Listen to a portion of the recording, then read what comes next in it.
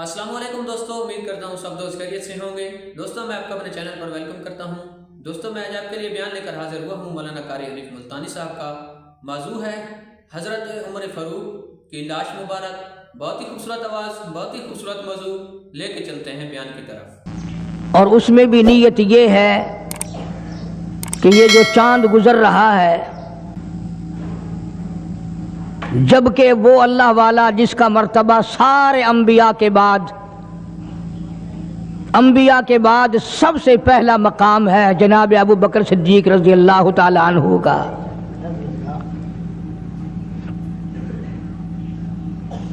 आप लोग तो ये सोच रहे होंगे ना कि ये हर जुमे को सिद्दीक अकबर करता रहता है। मैं नहीं करता, मैं कहता हूं कि सरकार मदीना सल्लल्लाहु अलैहि वसल्लम सारी उम्र अबू बकर फरमाते रहे।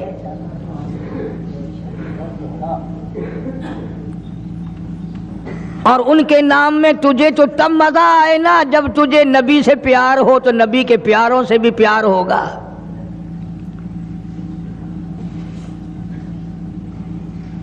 मुजद्दद अल्फसानी सरहंदी रहमतुल्लाह अलैह हजारों औलिया कराम के सरदार मकतूबात में लिखते हैं,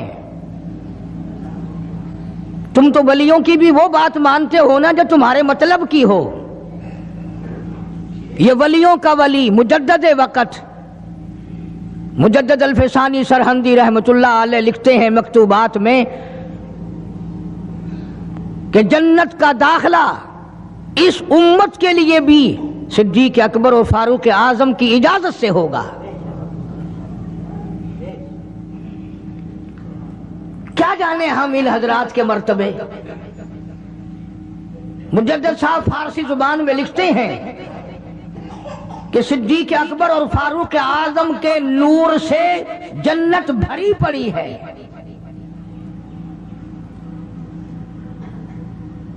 जन्नत की जीनत इन दोनों हजरात से मुजद्दद साहब लिखते हैं।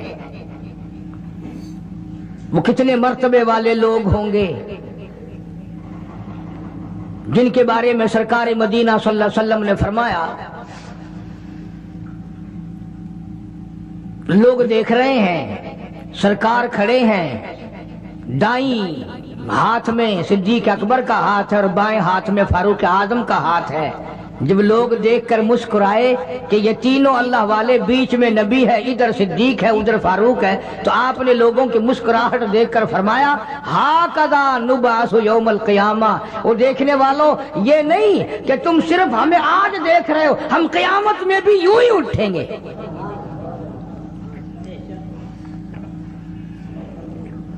कितना अजीम मर्तबा है। और जिंदगी का तकवा और परहेजगारी जो गुजरी उसका तो कहना ही क्या। खिलाफत का दौर है, अमीरुल मोमिनीन है, बादशाह है सिद्दीक अकबर रज़ी अल्लाह ताला। सहाबा किराम ने मिलकर सिद्दीक अकबर का वजीफा मुकर्रर किया, तनख्वाह मुकर्रर की। वो इतना वजीफा था कि बमुश्किल उसमें सूखी रोटी पूरी होती थी, बमुश्किल। एक दिन अबू बकर सिद्दीक की घरवाली ने मीठा हरीरा, मीठा हलवा बना करके खाने में दे दिया, तो फौरन तलब किया घरवाली को, ये चर्बी कहां से आई, ये घी कहां से आया, ये मीठा कहां से आया। मतलब ये कि बावजूद 22 लाख मुरब्बा मील का हुक्मरां होते हुए मेरे घर में इतनी ताकत कहां से आई कि मीठा पक जाए।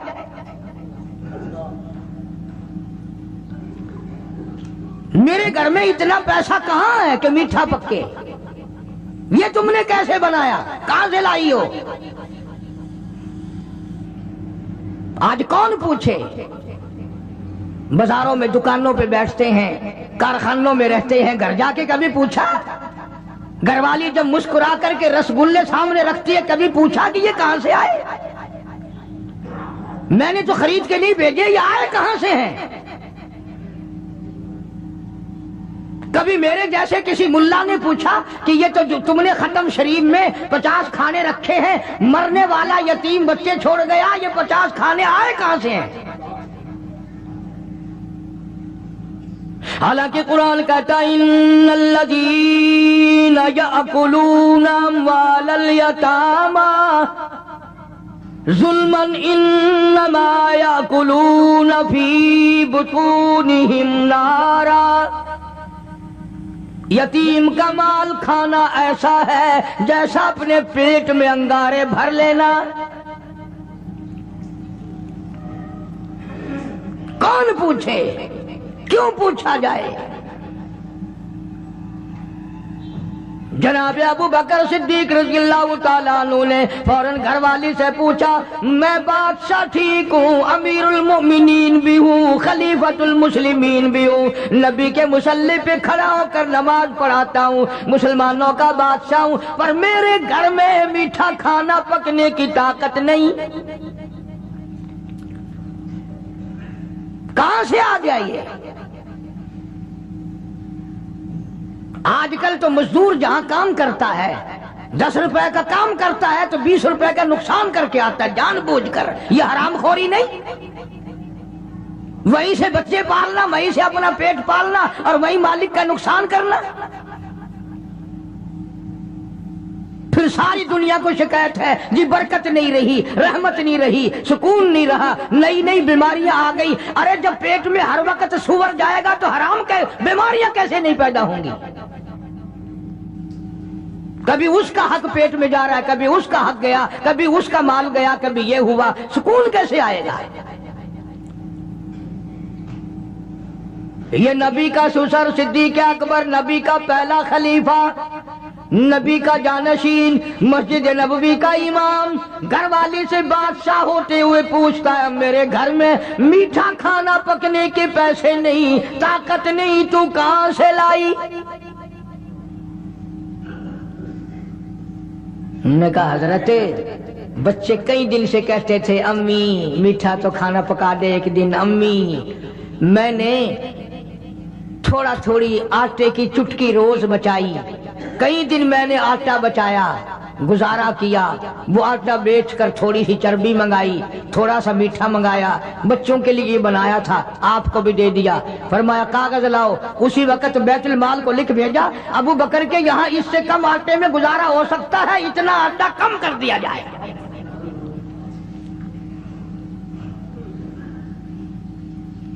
تم کیا جانو ابو بکر کون ہے؟ کبھی کسی بوڑھی نے، کبھی کسی بہو نے، کبھی کسی نے دھی نے کہا کہ آؤ آج ابو بکر صدیق کی نیاز پکاتے ہیں۔ نظر اللہ نیاز حسین، نبی کے یار کا نام نہ لینا کبھی بھی۔ امام الانبیاء محبوب کبریا حضرت محمد مصطفیٰ صلی اللہ تعالی علیہ وسلم نے فرما دیا، او لوگوں، امت کے تمام لوگوں کا میں نے احسانات کا بدلہ چکا دیا، سب کے قرضے چکا دیے، سب کے لینے دینے میں نے برابر کر دیے، پر او میرے اللہ ابو بکر کے احسانات کا بدلہ تو دے سکتا ہے، میں نہیں دے سکتا۔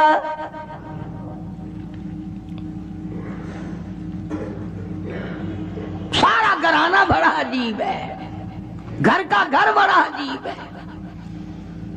ہجرت فرما کر تشریف لے گئے نبی کریم سب کا جو صلی اللہ علیہ وسلم کی ذات اقدس کے ساتھ تشریف لے گئے۔ صدیق اکبر کا والد زندہ ہے، ابو قحافہ بوڑھا ہے، آنکھوں سے نابینا ہے، ابھی ایمان نہیں لایا ہجرت والی رات تک، بعد میں لایا ہے، لاٹھی کے سہارے گھر آیا، پتہ تو چل گیا نا کہ رات چلا گیا نبی کے ساتھ میرا بیٹا، اور آ کے پوتیوں کو کہنے لگا کیوں اسما جی دادا جان، میرا تو اپنا خیال یہ ہے کوئی ٹیڈی، کوئی پیسہ، کوئی کپڑا، کوئی غلہ تمہارے لیے نہیں چھوڑ کے گیا ہوگا۔ باوجود کافر ہوتے ہوئے اس وقت تک ابو بکر کا والد مسلمان نہیں، لیکن جانتا ہے کہ میرے بیٹے کو نبی کی اتنی محبت ہے، وہ اتنا قربان ہے، وہ اتنا پروانہ ہے اور اس قدر جانثار ہے، کوئی شے گھر میں نہیں چھوڑ کے گیا ہوگا۔ سیدہ اسماء رضی اللہ تعالی عنہ چھوٹی سی بچی ہے صدیق اکبر کی، کہتی ہے کہ میں نے ایک ہیلا بنایا، हमारे यहाँ दीवार में एक आला सा मेरे वालिद ने बना रखा था, उसमें पैसे रखते थे। तो मैंने वहाँ ये मिट्टी के टूटे हुए बर्तनों के ठिप पर डाल दिए और ऊपर कपड़ा डाल दिया। और मैंने अपने दादा से कहा, नहीं दादा जान, अब के तो अब्बा जी ने हद कर दी, बहुत सारा माल हमारे लिए छोड़ के गए हैं। उन्होंने कहा बेटी मेरा यकीन नहीं पड़ता, वो नबी के बगैर एक पैसा तो क्या वो अपनी जान पीछे रखने को तैयार नहीं। उन्होंने कहा नहीं दादा जरा आओ तो सही।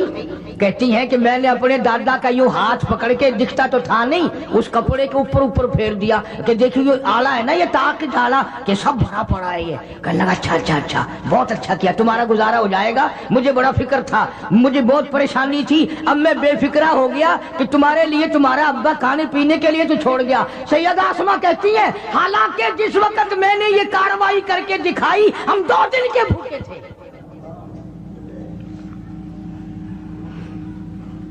हजारों रुपया जितना भी माल था घर में, जब नबी के साथ गए सारा पल्ले बांध के ले गए,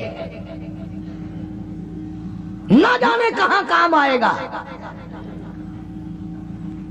ये वो सैयदा अस्मा रज़ियल्लाहु ताला अन्हा जिसका हाल ये है, सारा दिन खजूरों की गुठलियां इकट्ठी करती है, शामन को हामन दस्ते में कूट कर शाम को पानी में घोल कर पी जाती है, सारी रात मुसल्ले पे खड़ी होकर कुरान पढ़ती है। सुभान अल्लाह।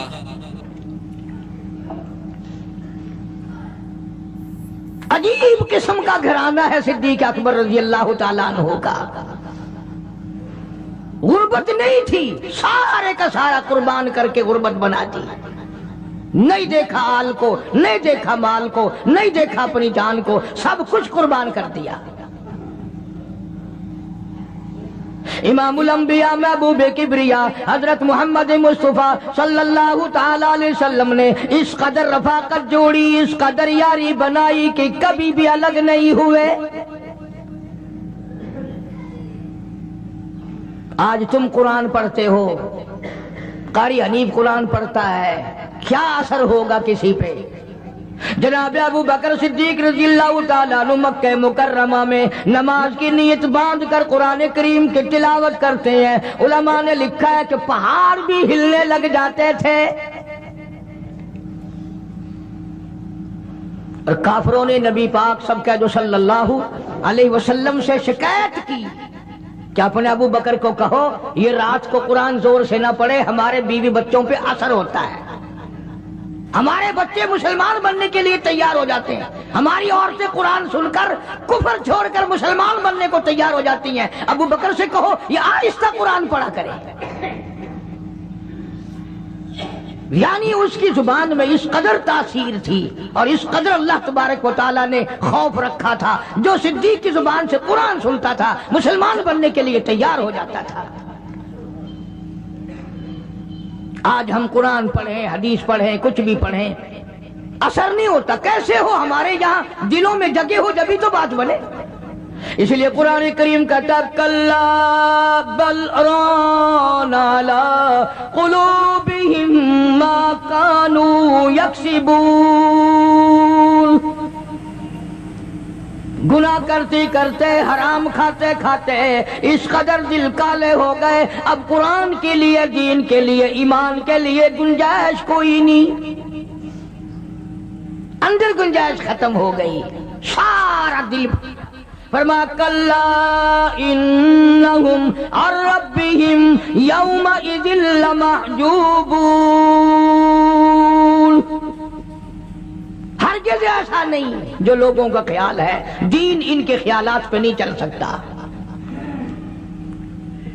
जनाब अबू बकर सिद्दीक रज़ियल्लाहु ताला अन्हु बीमार है, आखिरी वक्त करीब है। अल्लाह अल्लाह। सैयदा आयशा सिद्दीका रज़ियल्लाहु ताला अन्हा के हाथ में नया कपड़ा देखा, बेटी के हाथ में नया कपड़ा देखा। सिद्दीक अकबर रज़ियल्लाहु ताला अन्हु ने फरमाया बेटी ये कपड़ा कैसा है? अर्ज किया अब्बा जान कफन के इरादे से मंगवा लिया है, ना जाने किस वक्त जरूरत पड़ जाएगी, मुझे खतरा है, अंदेशा है, आपका आखिरी वक्त है, मैंने कफन के लिए कपड़ा मंगा लिया है। अल्लाहु अकबर। नाराज हुए, फरमाया ऐशा वादा करो मुझ पर नया कफन नहीं डालोगी।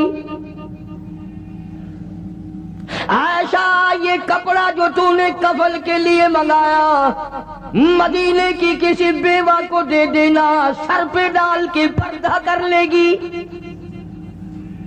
ऐशा किसी यतीम को दे देना, वो अपना कुर्ता बना लेगा, वो गरीब अपना नंग ढक लेगा। मुझे नए कफन की कोई जरूरत नहीं। अल्लाह के यहाँ कफन नहीं देखे जाते, उसके यहाँ तो अमाल देखे जाते हैं।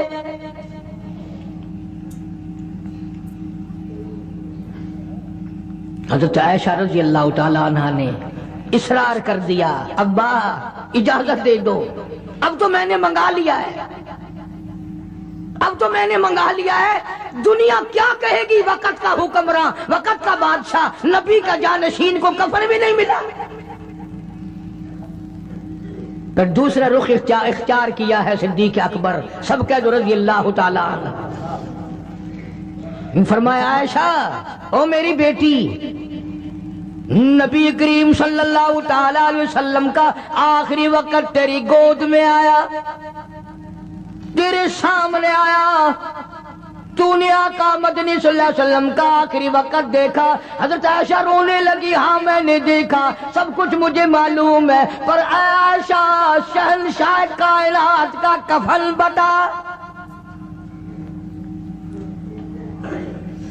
उस मदनी करीम सल्लल्लाहु अलैहि वसल्लम का, दो जहान के बादशाह का, यतीमों के वारिस का, बेवाओं के सहारे का, दो जहान के सरदार, दो जहान की रहमत हजरत मोहम्मद करीम सल्लल्लाहु अलैहि वसल्लम का कफन बता। हजरत आयशा रोने लगी, अर्ज की अब्बा जान, जिन कपड़ों में सरकार इस दुनिया से तशरीफ ले गए उन कपड़ों में 12 पेवंद थे, 12 टाकियां थी। फरमाया आयशा फिर तेरा क्या ख्याल है, मेरा महबूब टाकियों में गया हो, मैं नए पहन के जाऊं? जिन कपड़ों में मेरी वफात हो यही मेरे कफन में इस्तेमाल करना, यही कपड़े मुझे कफन में दे देना जो मेरे जिस्म पे हैं, इसलिए कि जब मैं अपने आका से मिलूंगा तो शर्मिंदगी ना हो। और आज जहन ये है कि मैयत के कपड़े को हाथ भी ना लगाना, पहनना तो दरकिनार, हाथ लगाने को तैयार नहीं, घर में रखने को तैयार नहीं।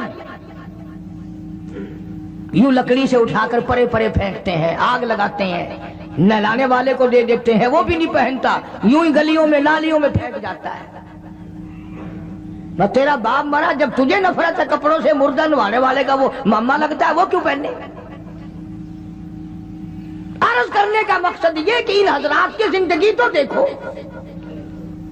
और वफात शरीफ से पहले 2.5 बरस जो वजीफा लिया, जो तनख्वाह ली सरकारी खजाने से, खैबर की जमीन बेचकर सिद्दीक़ अकबर रज़ी अल्लाह ताला अन्हु ने 2.5 बरस की तनख्वाह का हिसाब करके वो सारी तनख्वाह जो ली थी बैतुल माल में वापस दाखिल करके फिर दुनिया से रुखसत हुए। जो तनख्वाह ली थी 2-2.5 साल में वो सारी की सारी वापस कर दी जनाब अबू बकर सिद्दीक रज़ी अल्लाह ताला अन्हु ने, कि मैं मुसलमानों का पैसा खा के नहीं मरना चाहता, चाहे तनख्वाह के तौर पर था, कल क़यामत में मेरे लिए रुकावट ना बन जाए। आज मुझे और आपको तो ये तलाश भी नहीं कि अपना हलाल के पैसों से कफन तो बना के रख ले। एयर कंडीशन का हर वक्त जिक्र है, घर में होना चाहिए, फ्रिज होना चाहिए, पखे होने चाहिए, ये होना चाहिए, कार होनी चाहिए, मोटर होनी चाहिए, ये होना चाहिए। और कभी घर में ये जिक्र भी हुआ कि हलाल का कफन भी होना चाहिए? वो किधर से आएगा? उसके लिए कौन इंतजाम करेगा? कौन हमने घर में पैदा कर रखा है जो उस वक्त ये बात देखकर कफन लाएगा? इसलिए कुरान करीम ने ऐलान कर दिया, लोगों अपना सब कुछ पाक साफ बन के दुनिया से जाओ, अपना बदन भी पाक हो, अमल भी पाक हो, पेट भी पाक हो, कफन भी पाक हो। इन सारी मैं वो बात करता हूं जिससे न देवबंदी बचे, न बरेलवी बचे, न शिया बचे, न सुन्नी बचे। मौत का झटका तो सबको लगना है ना। और ऐसा लगता है लाखों बरस तक मुंह कड़वा रहता है। जनाब सिद्दीक अकबर रज़ियल्लाहु ताला अन्हु ने वो तनख्वाह जो ली थी सारी जिंदगी में, वो भी बैतुल माल में वापस कर दी और तमाम के तमाम लोगों के हुकूक चुका दिए। बाकी जो बात रही वो सीधी सीधी अकमतर मरहूम कहता है, अदा सिद्दीक दा इस्लाम ते कर्जा बकाया है, अजा सिद्दीक दा इस्लाम ते कर्जा बकाया है, जिता जिस दे हाथों उस आखिरी ज़मीन रसाया है, वसूली दा ना चिंता न लिखवाया सहाबा ने। मदनी करीम सल्लल्लाहु ताला अलैहि वसल्लम के जानिसार, नबी का यार, नबी का वफादार, हर वक्त का साथी इसी गम में रहता है। और वसीयत की कि मुझे गुस्ल देना, मेरे इन्हीं कपड़ों में दफन करना, और फरमाया मेरा जनाजा उठाकर हुजरे मुबारक के सामने ले जाना, हुजरे आयशा के सामने ले जाना, तवज्जो करना, नींद ना करो। और यूं फरमाया नबी पाक सल्लल्लाहु अलैहि वसल्लम की जहां कब्र शरीफ है, हुजूर का हुजरा है, रोजा है, दरवाजे पे खड़े होकर आवाज लगाना, काली कमली वाले सिद्दीक आ गया है। फरमाया अगर इजाजत हो तो अंदर दफन करना, और अगर इजाजत ना हो तो जन्नतुल बकी में ले जाना। उलमा कहते हैं कि जब मैयत को जाकर के रोज़े अक़दस सल्लल्लाहु अलैहि वसल्लम के सामने रखा और आवाज लगाई तो दरवाजा खुद ब खुद खुल गया और आवाज आई, देर ना करो, महबूब को महबूब से मिला दो।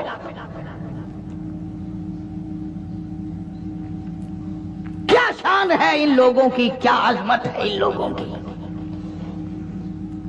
सारी जिंदगी उस मोहब्बत में, अजमत में, इकराम में गुजारी जो इस कायनात में कोई इस कदर इकराम कर नहीं सकता।